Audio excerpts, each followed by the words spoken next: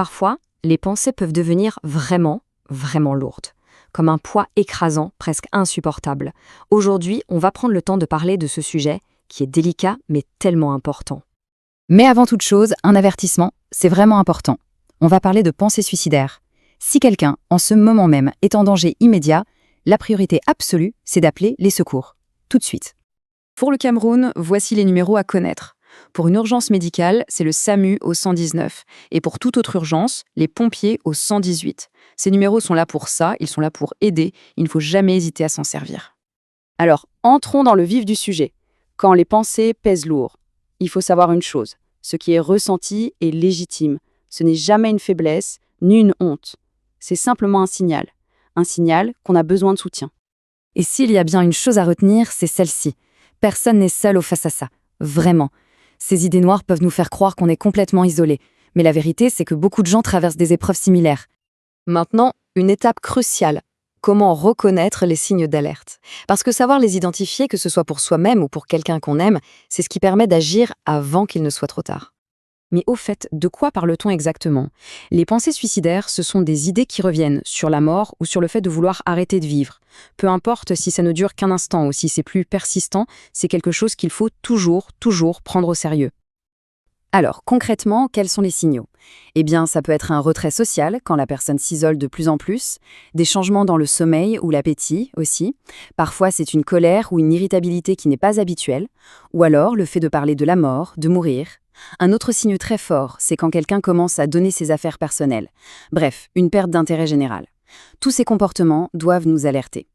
Bon, mais alors, si on a ces pensées, qu'est-ce qu'on fait? Comment on peut agir pour soi-même? Il existe des gestes très concrets, des pas qu'on peut faire tout de suite pour essayer de traverser la crise. Voilà, 4 étapes qui peuvent tout changer. D'abord, l'étape 1, respirer. Juste ça. Se poser quelques minutes et ralentir sa respiration. Ça peut aider à calmer l'urgence. Étape 2, parler.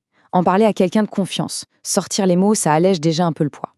Étape 3, se sécuriser. C'est vital. Ça veut dire ne pas rester seul et éloigner tout ce qui pourrait être dangereux. Et enfin, l'étape 4, chercher de l'aide. Contacter une ligne d'écoute, un professionnel. C'est un pas immense. Maintenant, changeons de perspective. Imaginons que ce soit un proche, une amie qui ne va pas bien. Comment on peut être un vrai soutien, un soutien efficace? Il y a 3 actions clés. La première, et c'est la plus importante, écouter. Mais écouter pour de vrai, sans juger. Et oser poser la question directement. Est-ce que tu penses à te faire du mal? Est-ce que tu as un plan? Ça peut faire peur, mais c'est une question qui sauve des vies. Deuxième action, rester. Si on sent qu'il y a un danger, on ne laisse pas la personne seule, on reste avec elle. Et la troisième, l'aider à chercher de l'aide. Concrètement, ça veut dire appeler un professionnel avec la personne, l'accompagner. Ce qu'il faut absolument retenir, c'est que l'aide existe. Il y a des ressources, il y a de l'espoir, il y a du soutien. Ce chemin vers l'aide, il est là, accessible. Je repartage ici quelques ressources clés pour le Cameroun.